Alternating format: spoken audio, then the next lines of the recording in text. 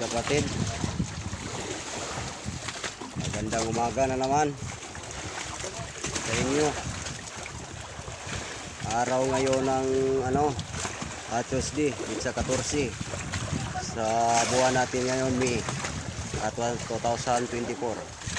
Ayan kapatid, ito ang blessings na binigay sa amin ngayong umagang ito. Ayan, ang nakakuha nito si aking salgiro, kumpare ko. Ayan, pang tatlo na ito sa kanya kapatid. Pang tatlo na, isang tuna, dalawang blue marlin ang nakuha niya. Ayan, bali lima na lahat ang nakuha namin. Dalawang blue marlin, dalawang tuna, at saka isang liplipan kapatid. Yung nakakuha sa isang tuna si Busoy kapatid, yan makikita natin ito dito. Iakyat ito ngayon sa motherboard para maipasok ito sa mother box natin mga kapatid. Yan, tuna mga kapatid.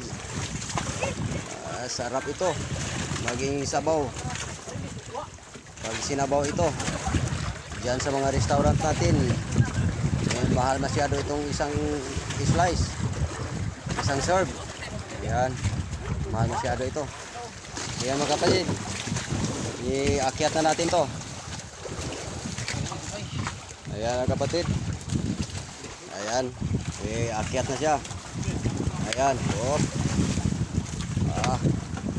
wow. Ayan kapatid, ayan yan ang tuna natin nakuha ngayong umaga. Yun.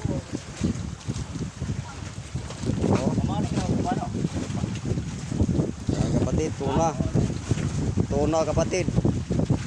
Yan ang kuha ni Pare King Salgiro. Ayan na lang kuha kapatid. Yan siya. Yan, guwapo. Namimili ng guwapo itong tuna kapatid. Hirap talagang buhay ng isang isda kapatid. Basa, ulan at saka init ang pinaghirapan dito. Ayan kapatid, ay siya nakakuha. Ayan, nagka-puwit-puwit na siya, nagkalubot-lubot. Ayan, okay. Ribbon. Isa. Isa. Okay, post muna natin. Ayan na, pinasok na sa box ang century tuna.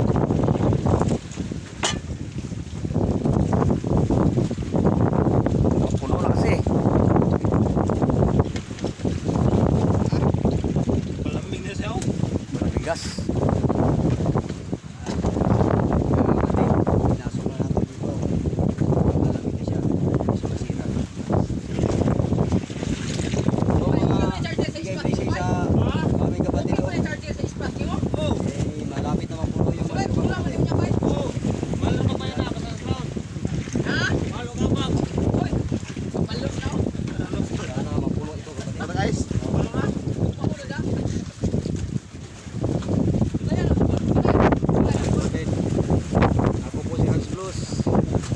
Isang mangingisda, kaibigan ninyo at kapatid ninyo. Yan. Mga kapatid. Yan. Ito na ang isda natin. Malapit na mapuno yung mother box. Nandito na sa loob yung tuna. Ayan ang buntot ng tuna. Yan. Nilagyan siya ng ribbon. Nilagyan ng ribbon, nilagyan ng pangalan para malaman kung sino nakakuha. Okay. Yan ang isda namin kapatid, Yan. Ito. Isda namin kapatid. Yan. Ito yellowfin. Ito pirit. Budlisan. Siguro sa inyo dyan sa palengke, tulingan na siguro ito dyan sa inyo. Sa amin, pirit pa lang ito. Ayan, mga pirit pa lang yan. Ang tulingan sa amin, nasa mga tag 5 kilos, 4 kilos, 3 kilos, hanggang mga 10 kilos yan. Lalaki kasi ito hanggang mga aabot ito ng 10 kilos. Ito siya, yellow pin ito kapatid, yellow pin, oh, tingnan nyo. Tinatawag yan yellow pin kasi yellow. Ito siya, sa maliit pa, yellow pin. Pag malaki na kapatid, ayun, nakikita niyo sa video, ito na. Ito na ang buntot niya kapatid. Nagiging tuna na siya pag malaki na. Ito, nasa mga 50 pataas kilos. Ayan mga kapatid. Ako yung mamaalam sa inyo na naman sa magang ito. Ako po si Rans Plus.